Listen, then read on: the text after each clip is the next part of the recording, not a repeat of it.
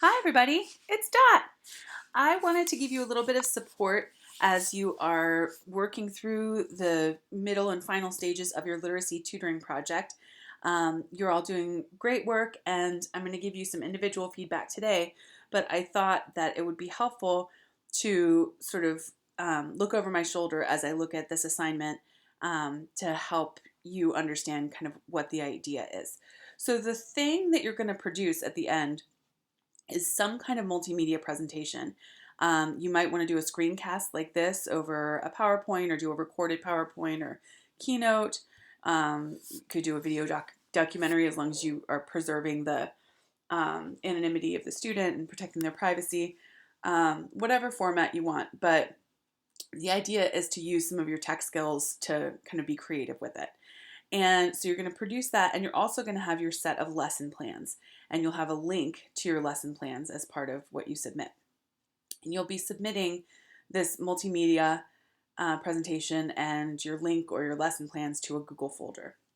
So the way this is structured, you've got kind of the thing you were supposed to do in the field, and then in italics, what goes into the multimedia presentation. So obviously you've already gotten consent from the parent or guardian and you're working with the student, you've informally interviewed them.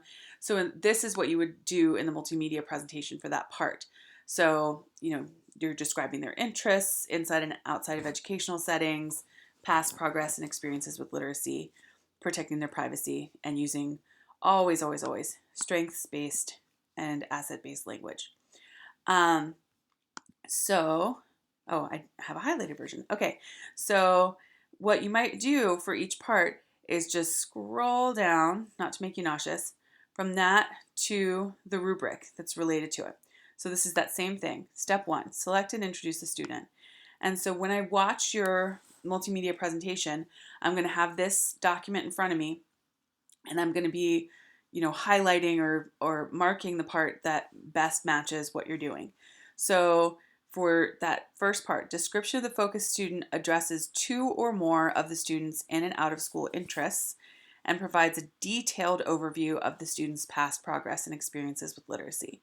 And that it's this part and all the parts, steps 1 through 5, are explicitly strengths-based or asset-based. So you're taking a positive asset view of the student's culture, family, community, language, and so on. You're highlighting the assets the student brings from their family, culture, or community. So this column is the exemplary. That's what we want to aim for. I highlighted some things over in some of the lower scoring columns. This deficit view of student, family, or culture is a very big red flag. So that's something that will definitely catch my attention and will lower your grade. And one example that often pops up in schools, and I know it's difficult to shake, is describing a student as low or a low reader. It's more nuanced than that, and sometimes it does take more words to describe a student in a more nuanced way, but our words are powerful and important. So I hope if that's new to you, I hope you take that away from this class, that we want to avoid words like low for describing a human person. Okay, step 2, you were to select, administer, analyze, and interpret assessments to set goals. And there's a lot of emphasis on collaborating with colleagues. I tried to set up the flip grids following what Dr. Turner has done in the past so that you can collaborate with each other. And that's partly because that collaboration is explicitly cited in the International Literacy Association standards. So we're trying to set you up to do that. You can also collaborate with colleagues in your actual buildings. So these are some areas of literacy that can be assessed. One thing I'll really look for here is that at least one of those assessment tools addressed comprehension or writing composition. That is to say, not just phonemic awareness and phonics. We don't want just component skills. You want to also have something at the meaning-making level. You analyze and interpret, and then you came up with 2 or more assessment-driven goals for the student's literacy development, and at least one of those needs to address, again, that meaning level, not just component skills. In your multimedia presentation, what you're going to put in is a description of the purposes, attributes or features, formats, and strengths and limitations, which would include a discussion of validity, reliability, potential inherent language, dialect, or cultural bias of the pre-assessment tools that you selected. And so you'll share the rationale for selecting each assessment tools. And partly this is a little bit of a knowledge display. I want to see that you've learned some things about validity, reliability, and cultural validity here, but also that you're applying them to assessments you're really using. And you'll talk about or show us how you interpreted your assessment data, outline your findings, and then articulate your literacy learning goals. So let's scroll down again to the rubric for that section, step 2. So basically it's, including all those pieces. Don't skip this validity, reliability, culture piece, and that your rationale is defensible. I know you're not like the world's top leading expert in these specific assessment terms. That's okay. I just want you to have a well thought through rationale. So when things are missing, that puts you down at this end, or if you don't have a rationale, and so on. Another component is the interpretation. So your interpretation of your data needs to be defensible. And again, at least one of those 2 or 3 literacy goals addresses writing composition or reading comprehension. And then you want to make it really clear how your goals are explicitly tied to your assessment findings. Don't leave any guesswork there. Make that sort of like through line really clear. So what would bring you down here are not having any goals related to comprehension or composition, and your goals not related to assessment findings, or that part would be missing. Okay, scrolling back up to step 3. You're designing and implementing assessment-informed instruction. So over the course of roughly 3 weeks-ish, you're, again, collaborating with colleagues in your building, in the class, to use your formative assessment data and then implement at least 5 brief literacy-based intervention lessons. And they're going to be explicitly addressing those goals that you outlined in step 2. You're going to write lesson plans for these, and you're going to share those lesson plans, please. That's part of the assignment. So learning objective, this is something I think it maybe seems a little picky, but I think it's really important in a lesson that your learning objective is not just a description of what the students are doing during the lesson. Like, the students will glue macaroni onto a paper in the shape of a letter. That's the activity, and that's already going to be described in the lesson, so there's no point in putting that down as an objective if that's your objective. I think the objective of that lesson is something like students will be familiar with and recognize or even be able to construct the letter E, or whatever the letters are you're studying.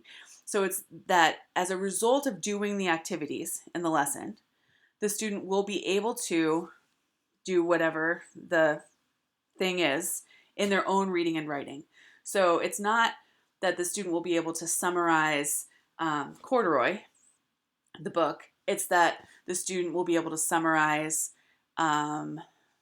say, picture books with a traditional narrative structure at a certain level, right? So not just this one, but other books too, today and every day.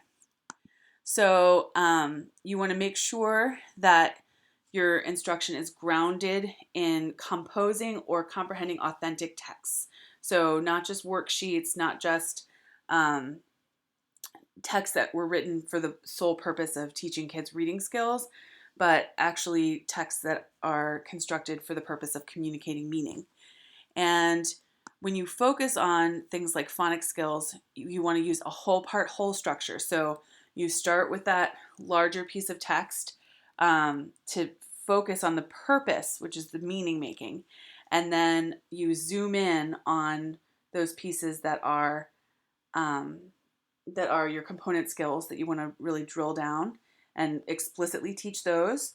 And then you come back to that whole text or another whole text, or chunk of a text to really make it clear that the reason that we want to learn what the TH sound says is because it's going to help us enjoy stories that have a TH sound in it, for example. You're going to explicitly include formative assessment. Doesn't need to be formal. Formative does not need to be formal at all. It could be just anecdotal records, but you need to have criteria. So if you're hoping that they'll master, say, orally summarizing a text, what is your criterion that will tell you they've actually accomplished that goal? What counts as mastering it, or what counts as making a effective summary? What are you looking for? And you want to articulate that ahead of time so you can be coaching along the way and helping students get there. So in your multimedia presentation, you'll describe, again, that collaboration with colleagues for administering, interpreting, using data for decision making, about assessment, instruction, evaluation, and you're going to really emphasize assessment-driven instructional decisions and strategies.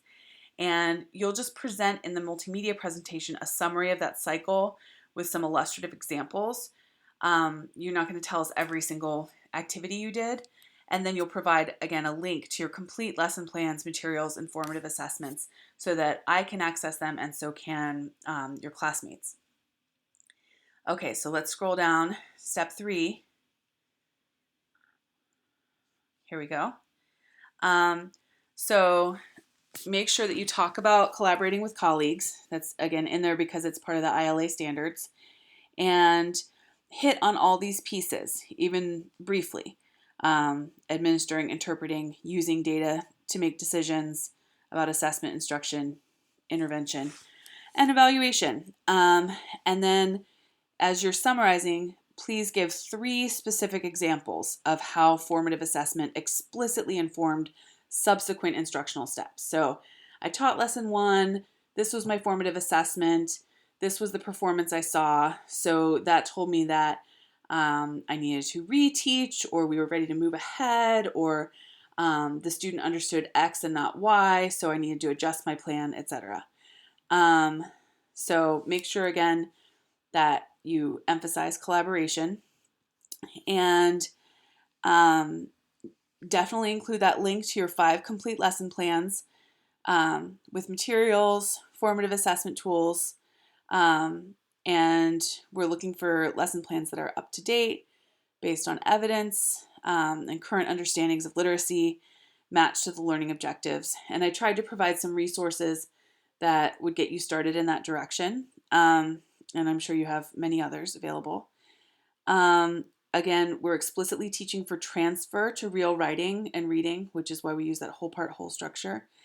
And when you're looking at the text you use, we're looking for diversity in terms of genre, cultures, genders, family structures, abilities represented, medium, so like online, print, magazine, etc. And you want your formative assessments matched to the learning objectives for the lesson. Not just participation, but it's an assessment of the student progress toward that objective. And if you are just coming back to this rubric and you've already taught some of your lessons and you're thinking, oh, I'm missing some of these components, that's okay. Just make adjustments now and talk about that.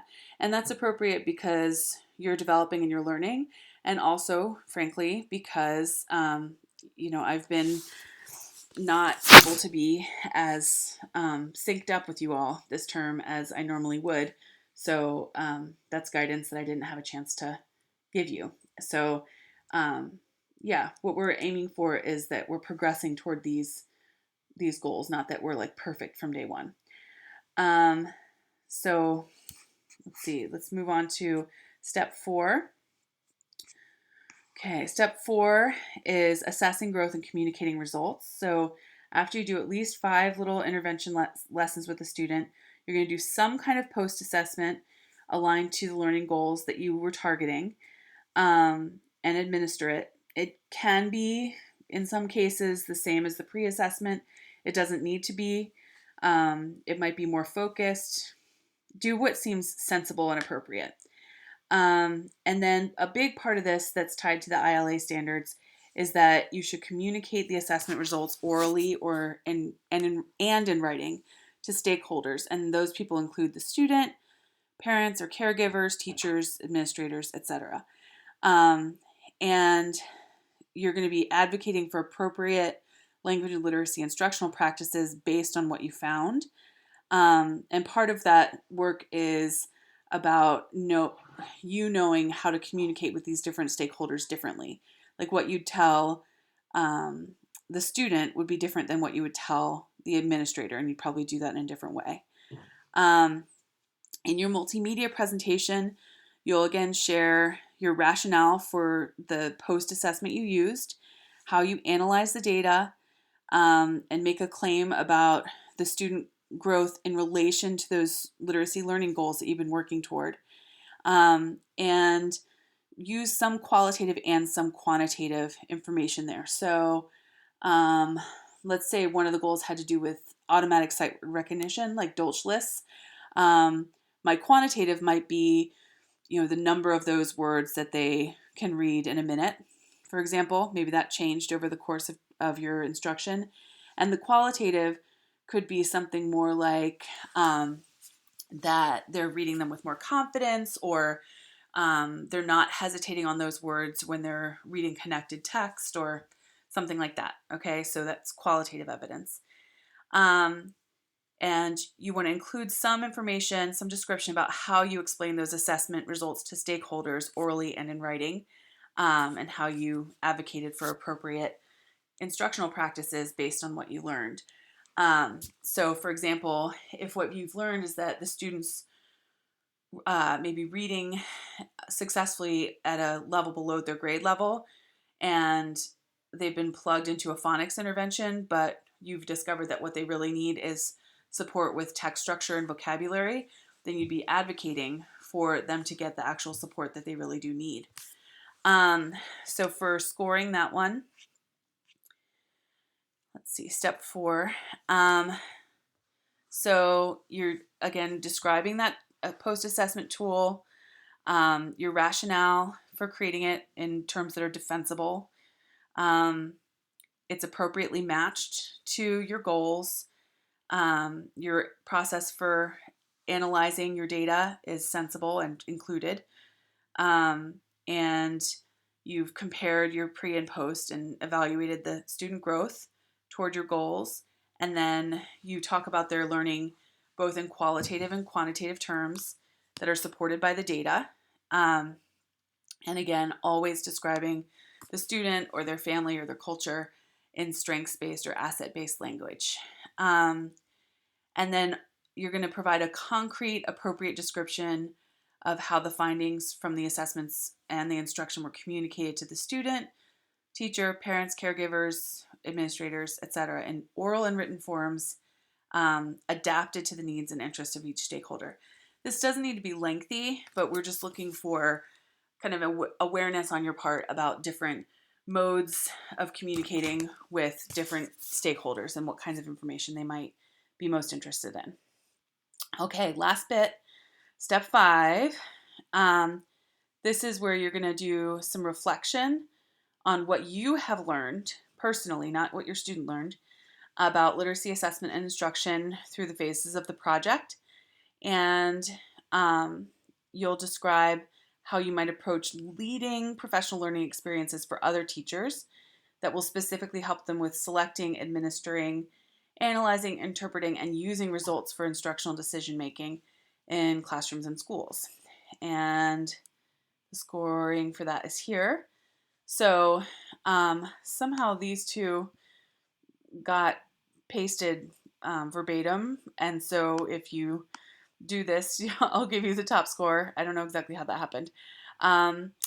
So the reflection is describing specific content and concepts and skills that you learned through each phase of the literacy tutoring project. So I would just break it down and think about what was the most important thing you learned in each of those pieces, and then specific plans for the professional learning experiences for teachers that apply adult learning theories. So you might look into something like transformational learning or transformative learning, and plans that would support teachers in learning how to select assessments and administer assessments and analyze assessments and interpret assessments. So that's part of getting all those points there, is having a little blurb about each of those pieces. None of those need to be long. So on the syllabus, this is a 30-point assignment. This rubric adds up to 40 points. So I'll just add up your points and then multiply it by 3/4 to scale it down so it's for the 30-point assignment. So if you got 40 rubric points, that would be 30 out of 30, or 30 rubric points, 22.5 out of 30, and so on. Okay, as always, longer than intended, but I hope that's helpful. And if you're finding like, I've strayed from what I was supposed to do, not to worry. There's time to get back on track. So let me know if you need help. Okay, thanks everybody.